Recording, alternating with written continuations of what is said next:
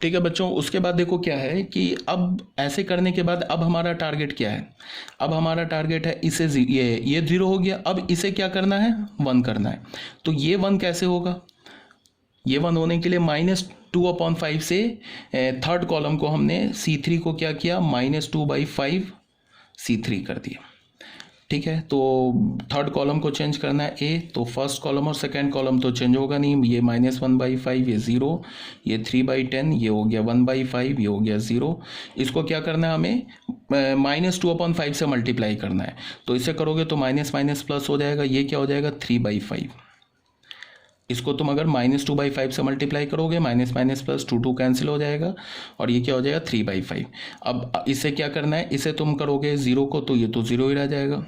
अब इसे करोगे तुम क्या, मल्टीप्लाई किससे करोगे, -2/5, तो ये क्या हो गया -2/5, ऐसा हो गया। और यहाँ क्या हो जाएगा, थर्ड कॉलम की बात कर रहे हैं, फर्स्ट कॉलम तो चेंज नहीं होगा, सेकंड कॉलम भी चेंज नहीं होगा, थर्ड कॉलम ये 0 रह गया, ये 0 रह गया, ये 1 हो गया। ठीक है, इसके बाद क्या है, देखो अब हमारे पास ये आ गया। अब हमारा टारगेट क्या है, अब हमारा टारगेट है इसे 0 करना, इसे 0 करना। तो ये 0 कैसे होगा, ये 0 होगा कि C1 को हमने चेंज किया, क्या किया, C1 - C3, इसी से हो जाएगा ना, ये भी 0 ये भी 0, तो C1 - C3, तो ये 0 हो जाएगा। अब फिर हमने C2 को चेंज किया, क्या किया, C2 - 1/2 C3, इसको 1/2 से मल्टीप्लाई करके सब्ट्रैक्ट करेंगे तो ये 0 हो जाएगा। तो अब ये हमारा दो नेक्स्ट ट्रांसफॉर्मेशन हो गया, यहाँ भी अप्लाई करना होगा। ध्यान से देखो, ए मैट्रिक्स हमने लिखा, हमारा क्या हो रहा है, C1 और C2 चेंज हो रहा है। तो C1 में क्या, C3 के एलिमेंट को सब्ट्रैक्ट कर दो, तो 1/5 - 3/5, तो 1/5 - 3/5 क्या हो जाएगा, -2/5, ऐसे हो गया। अब यहाँ इसको सब्ट्रैक्ट करोगे तो ये तो -1/5 ही रह गया। अब इसको 0 में से सब्ट्रैक्ट क्या करना है, -2/5 को, इसका मतलब 0 में 2/5 ऐड करना है, तो ये तो 2/5 आ गया। ठीक है, ये तो हो गया हमारा C1 चेंज। अब C2 चेंज होगा, तो C2 में क्या करना है हमें, इसको C3 को 2 से मल्टीप्लाई करके C2 के एलिमेंट में सब्ट्रैक्ट करना है। तो देखो यहाँ पे मैं रफ में लिख रहा हूँ, यहाँ देखो रफ में लिख रहा हूँ, 3/10 में हमें सब्ट्रैक्ट करना है, क्या करना है, 1/2 C3 क्या है 3/5, तो क्या हो गया 3/10 माइनस 3/10, ये तो 0 हो गया। ठीक है, तो ये तो 0 हो गया। अब अगर इसको 1/2 से मल्टीप्लाई किया या सब्ट्रैक्ट किया तो ये भी हमारा, ये तो 1/5 रह गया, इसको 1/2 से सब्ट्रैक्ट किया मल्टीप्लाई किया तो 0 हो गया, सब्ट्रैक्ट किया तो ये 1/5 हो गया। अब इसे हमने क्या किया, 1/2 से मल्टीप्लाई किया, तो इसे 1/2 से मल्टीप्लाई करोगे तो -1/5 हो गया, ये -1/5 को यहाँ सब्ट्रैक्ट करोगे तो ये 1/5 हो गया। ठीक है, और ये हमारा 3/5 0 एंड -2/5 रह गया। ठीक है, और ये हमारा क्या बन गया, आइडेंटिटी मैट्रिक्स बन गया 1 0 0 0 1 0 0 0 1। ठीक है, अब ये देखो, ये हमारा बी मैट्रिक्स बन गया, ये तो रफ लिखा है ना मैंने, और ये हमारा आई बन गया। तो ए इनवर्स क्या हो गया, A inverse is equal to B, और बी किसके इक्वल है, -2/5 -1/5 2/5 0 1/5 1/5 3/5 0 -2/5। आई होप आंसर सेम आया होगा जो मैंने पहले क्वेश्चन सॉल्व किया है और अभी जो क्वेश्चन सॉल्व किया उसका आंसर सेम आया होगा। देख लेता हूँ एक बार, अभी जो रो ट्रांसफॉर्मेशन यूज़ किया है,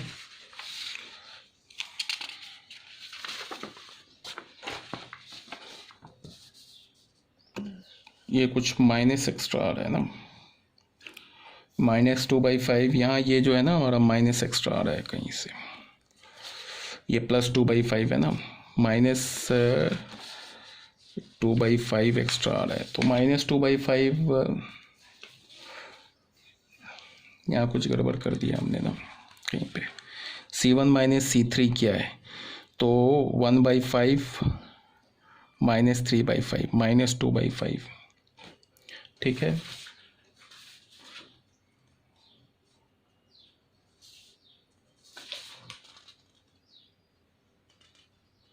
अच्छा, ये -2/5 ही है, ठीक है, आंसर सही आ रहा है ना। पहला भी जो हमने किया था -2/5, तो ये सही है, ये आंसर सेम है, रिजल्ट मैच कर रहा है, -2/5, ठीक है, ये -2/5 है यहाँ पे, ठीक है।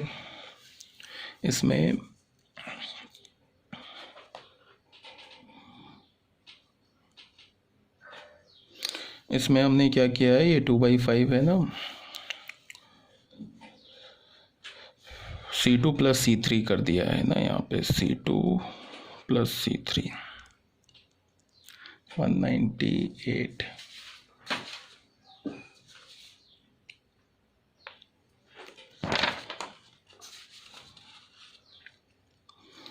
यहाँ पे हमारे पास आया है माइनस है ना, ये -1, C1 - C2, C1 - C2, 3/5 plus हो जाएगा 3/5 - 1, -1 + 3/5 -5 + 3 -2/5, यहाँ -2/5 है, ठीक है, सेम रिजल्ट आ रहा है, ये भी -2/5 है, -2/5, ठीक है। तो क्लियर हो गया यहाँ पे। तो PDF में यहाँ पे माइनस छूट गया है, इसको कर लेना थोड़ा करेक्ट, थोड़ा मैं फास्टली तुम लोग के लिए बनाता हूँ ना, मुझे बार बार लिखना पड़ता है ना, तो कहीं कहीं पे मिस्टेक हो जाता है, माइनस छूट गया है, -2/5 है, ठीक है। तो देख लिया तुमने कि हमने एक रो ट्रांसफॉर्मेशन यूज़ किया, दूसरे में हमने क्या यूज़ किया, कॉलम ट्रांसफॉर्मेशन यूज़ किया, रिजल्ट हमें क्या मिला, सेम मिला, ठीक है। अब कभी कभी क्या होता है, क्या होगा प्रॉब्लम, बता रहा हूँ तुम लोगों को। अब यहाँ क्वेश्चन नंबर 14 देखो, अब क्वेश्चन नंबर 14 में क्या बोल रहा है, using elementary row column transformations find the inverse of matrix से, इस मैट्रिक्स का इनवर्स निकालो। चलो मैं निकाल के दिखा रहा हूँ। हमारे पास मैट्रिक्स क्या है, ए मैट्रिक्स 2 4 1 2, क्या बोल रहा है, रो कॉलम ट्रांसफॉर्मेशन से इसका इनवर्स निकालो। तो अब मैंने क्या किया कि रो ट्रांसफॉर्मेशन यूज़ किया, तो रो ट्रांसफॉर्मेशन के लिए क्या लिखेंगे, IA = A, आई क्या हमारे पास 2/2 ऑर्डर का 1 0 0 1, ए लिख दिया, ए यहाँ पे क्या है हमारे पास 2 1 4 2, ऐसे लिख लिया, ठीक है। अब हमारा टारगेट क्या है, इसे 1 बनाना, रो ट्रांसफॉर्मेशन यूज़ करें, इसे 1 फिर इसे 0, फिर इसे 1 फिर इसे 0। तो इसे 1 कैसे बनाएंगे, तो हमने R1 को चेंज किया, क्या किया, 1/2 R1 कर दिया। तो यहाँ भी करेंगे, R1 को 2 से डिवाइड कर देंगे, तो ये हो गया 1/2, ये हो गया 0 0 1 A, और यहाँ हो जाएगा हमारा 2 से डिवाइड करेंगे तो 1, ये 1/2, ये 4 रह गया, ये 2 रह गया। अब मुझे इसे 0 बनाना है, तो इसके लिए क्या करेंगे, इसको 4 से मल्टीप्लाई करके यहाँ सब्ट्रैक्ट कर देंगे। तो किसको चेंज करेंगे, R2 को, क्या करेंगे, R2 - 4 R1, R2 - 4 R1। तो यही काम यहाँ भी करेंगे।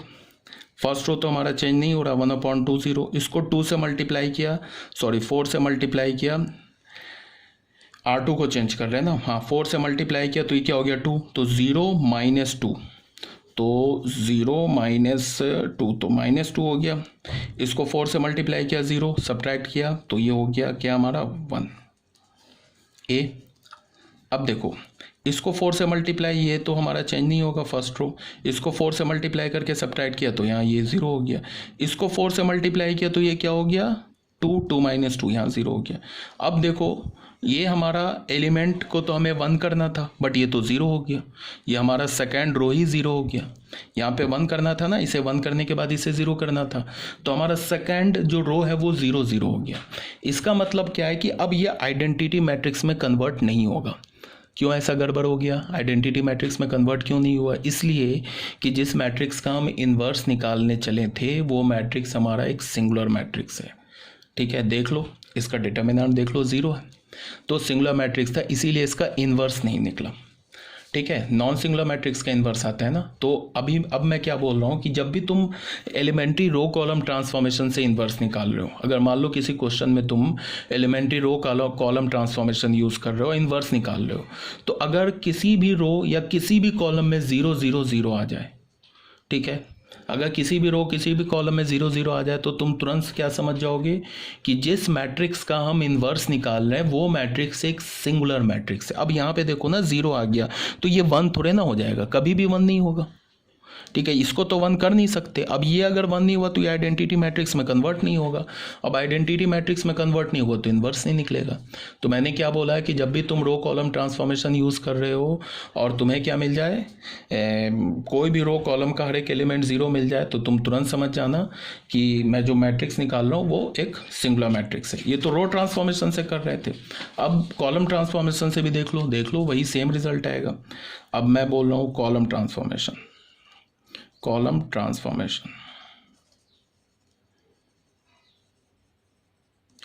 ट्रांसफॉर्मेशन के लिए क्या लिखते हैं, ए आई इज इक्वल टू ए हमारा क्या है, ए रहने दिया, आई क्या हमारा 1 0 0 1 और ए क्या हमारा 2 4 1 2। कॉलम ट्रांसफॉर्मेशन के लिए क्या करेंगे, उसमें भी यहाँ पे इसको 2 1 करना है, तो हमने फर्स्ट कॉलम को क्या किया, C1 को क्या किया 1/2 C1 कर दिया। तो यहाँ क्या करेंगे, 2 से इसको डिवाइड करेंगे तो ये हो जाएगा 1/2 0 0 1 और यहाँ 2 से डिवाइड करेंगे तो ये हो जाएगा 1, ये 2 से इसको डिवाइड करेंगे 2, ये हो जाएगा 1 2 2, ठीक है। अब मुझे इसे क्या करना है, इसे 0 करना है, तो ये 0 कैसे होगा, फर्स्ट कॉलम को 2 से, फर्स्ट कॉलम को सेकेंड कॉलम को मैंने क्या कर दिया, चेंज किया, C2 माइनस C1 कर दिया, ऐसा कर दिया। तो देखो क्या हो जाएगा, यहाँ क्या होगा, ए सेकेंड कॉलम को चेंज कर रहे हैं तो फर्स्ट कॉलम तो चेंज होगा नहीं, इसको मैंने क्या किया, फर्स्ट सी इस सब्ट्रैक्ट कर दिया तो ये हो गया -1/2, 1 माइनस 0 तो ये तो हो गया 1। अब यहाँ सब्ट्रैक्ट करेंगे तो ये 1/2, सेकेंड कॉलम चेंज होगा 0 0, देखो अभी सेकेंड कॉलम 0 हो गया।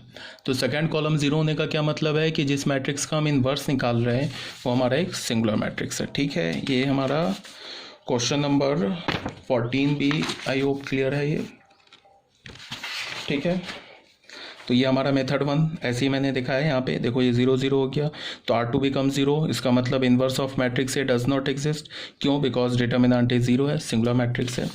और ये method number 2 using elementary column transformation method, यहाँ से हमने निकाला तो ये 0 0 हो गया तो इसका मतलब C2 become 0, inverse of matrix A does not exist, क्यों, बिकॉज डिटर्मिनेंट ए 0 है, ए हमारा एक सिंगुलर मैट्रिक्स है।